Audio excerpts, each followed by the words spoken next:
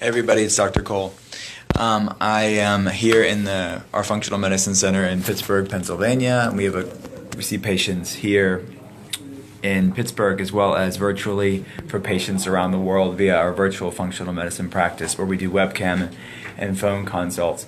So functional medicine, for people that don't know about this topic, I'd say the three main differences between functional medicine and mainstream medicine is that we look at the labs that you all have from your PCP or another doctor. We interpret those labs. Thank you so much. You love the green. Someone just commented on the green at the behind. So we interpret the labs that you have from your PCP or endocrinologist or rheumatologist differently. Because in your labs you have what's called a reference range. We use a thinner range of what signifies optimal health. Because who are people that typically go to labs? They're sick people. So if you're going through real health problems but your labs come back quote unquote normal, it's just a population of sick people. So we have to look at a thinner range of where people are living the longest, healthiest, without health problems. And then we run more labs that are typically not ran in mainstream medicine, not because your doctor's negligent, just because all they have to give you is the medications that you're already on or that they want to give you. So the labs that they're running are adequate if all you have to give are pharmaceutical drugs. But they're inadequate labs if you want to find out why you feel the way that you feel. And number three, we take into account biological variability, which just means we're all created differently. There's no magic pill, there's no wonder drug, there's no, we have to look at what works for you, and what works for somebody else may not work for you, and vice versa. So second point of what I just said of how functional medicine is different than mainstream medicine is that we run more comprehensive labs. So today I wanted to talk about the microbiome, which, the microbiome is the term for all the trillions of bacteria that are in our body, mainly in our gut. It's our second brain, where 95% of our serotonin is made in the gut and stored in the gut. That's our happy neurotransmitter. And also, it's 80% of our immune system. Most autoimmune diseases begin in the gut to some degree of what's called hyperpermeability of the gut lining or leaky gut syndrome. I appreciate that. Justine is on the call. So press the little heart button there. I appreciate that. The blue heart's coming up. So and I'm going to repurpose this video for Facebook, and then Facebook people won't see any of these comments or hearts and they'll think I'm crazy. But for Periscope, it works. So I want to also flip the camera here and talk about one of the labs for our patients here. So this is a lab that we run from a lab in Chicago. It's a stool test. You do it at home. And we are looking at all the different bacteria in the gut. The green is the predominant bacteria, or what this lab calls the expected or beneficial bacteria. That's all the probiotics that people are taking. And then in the yellow area, we have imbalanced bacteria. And in the pink or red area, that's dysbiotic or pathogenic bacteria. You can start seeing here that this patient has some low levels of the good bacteria and actually no growth of one of the type of the good bacteria. Nothing's found of that strand of what we expect to be in a healthy person. And then we have imbalanced levels of bacteria in the yellow. And then what that is saying is that you have an overgrowth of these opportunistic, which can, again, cause stress in somebody with genetic predispositions for autoimmunity or health problems.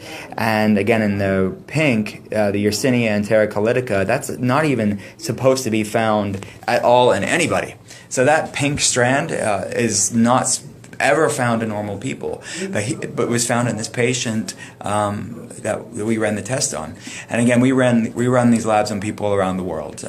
We just drop ship the labs, and then they can find out this health information. Because typically, your mainstream doctor is not going to do labs like this. This is a DNA test, 2-day collection for us to find out these underlying issues. So, what does this? Do we ask for this test from our doctor? Somebody asked.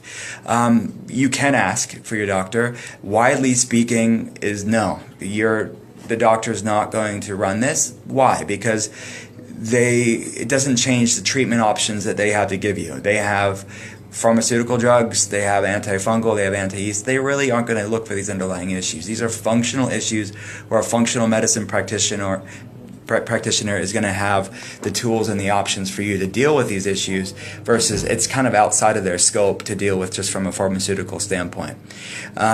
So why would someone want to get this test done? This patient that I just showed you had no gut symptoms, didn't have any constipation, diarrhea, didn't have any IBS, had nothing wrong with his gut. from a symptomatic standpoint. But you run labs and you find out what's going on with his microbiome. But what did he have? He had horrible anxiety and depression.